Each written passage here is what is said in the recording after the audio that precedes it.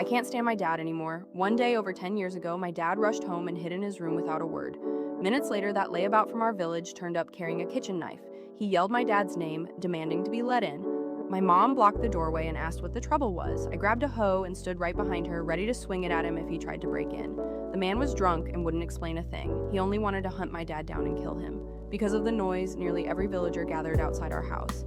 Eventually, the layabout left after everyone talked him out of it and the crowd dispersed. Only then did my dad step out of his room and ask, "What was that racket outside just now?"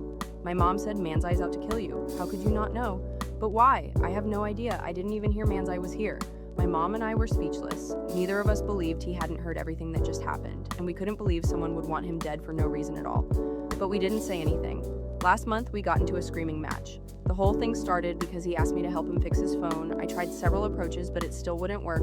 I told him I couldn't get it fixed. Then he yelled at me to get out of the house. That made me snap. I paid for this house to be built, and I also footed all the renovation costs 2 years ago. He's a lifelong heavy drinker, and he's been relying on me for support since his 40s. How dare he say that? After that incident over a decade back, I left home to work elsewhere. I've worked on factory assembly lines to save up for a DV camera and support the family, then rounded up anyone I could find to shoot short films. I only finished high school, but I want to be a director. My dad crushed my dream of being a filmmaker.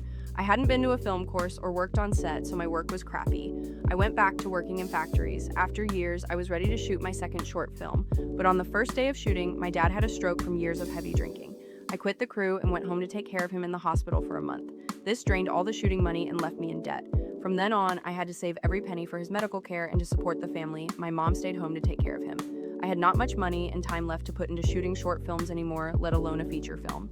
He's recovered well by now. At least he can take care of himself, but he's still got a terrible temper. In the last argument, I refused to get out, and he even called me useless, said I don't make enough money, no one is willing to marry me, and that I'm an embarrassment to him. My mom ended up slapping him in the face. Yesterday, I loaded my belongings into the car and left the house with my mom. I'm never coming back, and I won't cover any of the household bills anymore. I'm completely drained, and I hope he rots alone in the miserable life he's made for himself.